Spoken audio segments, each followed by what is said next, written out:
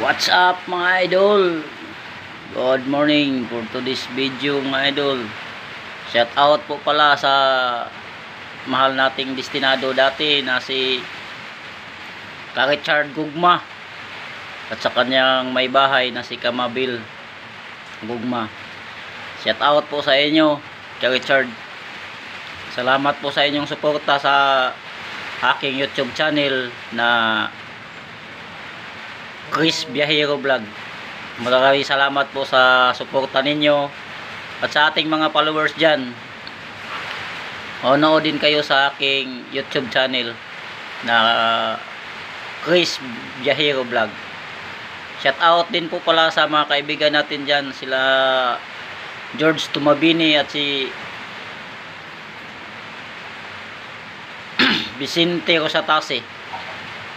Shout out sa inyo mga idol at mga laging sumubaybay sa atin sa ating Facebook page, si Aldrin Tuason. Boss, shout out sa iyo boss. Hanggang dito na lang mga idol at panoorin nyo to ang aking video. Salamat po.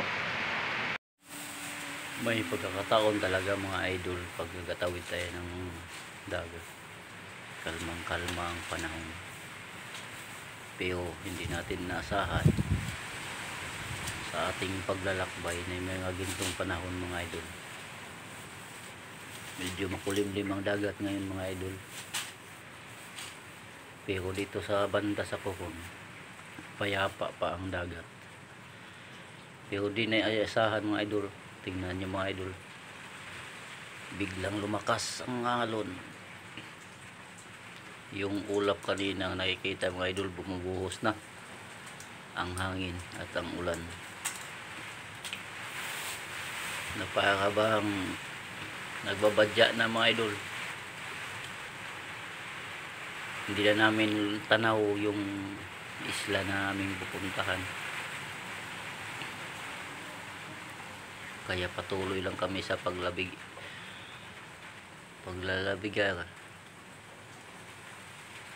Yan mga idol, lalo tuloy siyang lumalakas.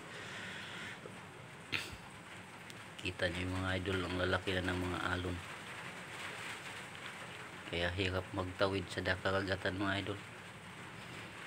Hindi natin alam kung makarating ba tayo ng ligtas o makarating tayo ng payapa sa ating pamilya. Ganyan din ang buhay ng tao mga idol. Hindi natin maiwasan ang mga pagsubok na dumating sa ating buhay, kaya laban lang kahit gaano pa yan kalakas ang mga pagsubok. Hanggang dito mga idol, sinubukan namin pakalmahin ang aming mga sarili.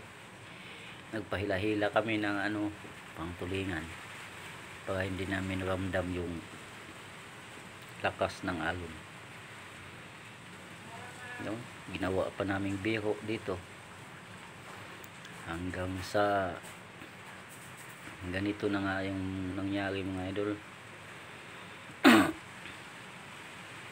So, hindi namin inasahan, lalo yung siyang lumalakas. At dyan mga idol, halos hindi na kami makausad sa lakas ng alon. At 2 beses kami muntik-muntika ng tumaob. Kaya mga idol, ingat-ingat tayo sa pagtawid ng dagat, dahil sa mayroong mga pamilya na naghihintay sa atin para sa kinabukasan ng ating mga Sige mga idol, salamat sa panonood. God bless sa inyong lahat.